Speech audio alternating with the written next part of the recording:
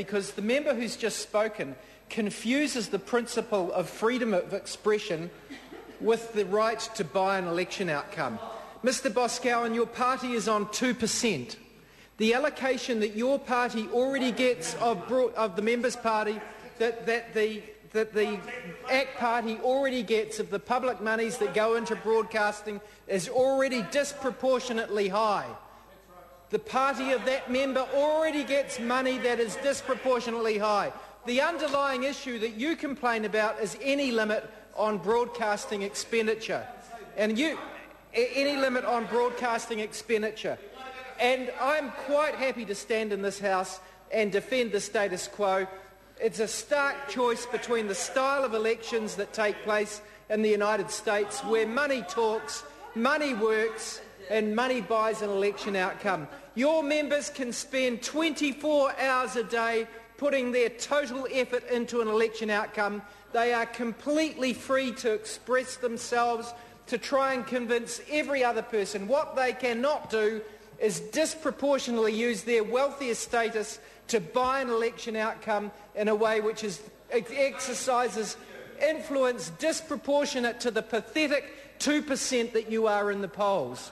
Can I also revert to this bill, Mr Speaker? The bill maintains the bright line test.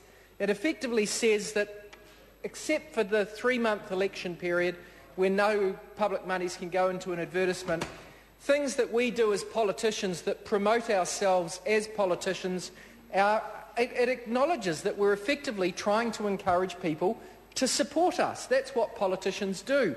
We try and advocate for causes, as John Boscawen was just advocating for a cause that he believes in, and he's perfectly entitled to do that. We are all entitled to try and influence people as to how they're going to vote at the next election.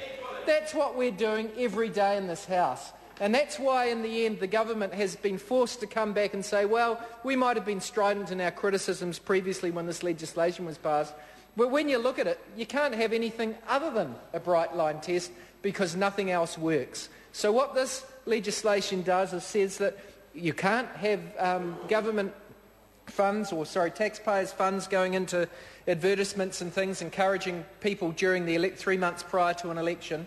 But outside of that, you can use the money that we have to run this Parliament and the telephones and the publications that we put out in a way that promote the things that we stand for, because that's absolutely intrinsic to the process of politics. And you can't actually have a functioning democracy if politicians can't do that. So that's why, despite the rhetoric that we had from the National Party when they were in opposition, who were describing this legislation in very extreme terms, we've heard other members describe how they used the description Mugabe-style legislation, utterly disgraceful, a rort. The reality is that this legislation is good legislation.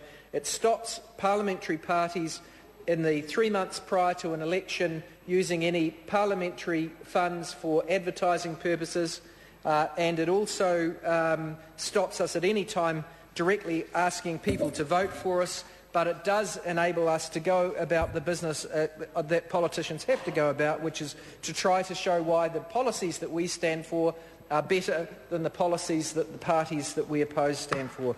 That's why the Labour Party has been consistent in our support of the Bright Line test, and we're pleased to see that other parties in Parliament have now got to that same position.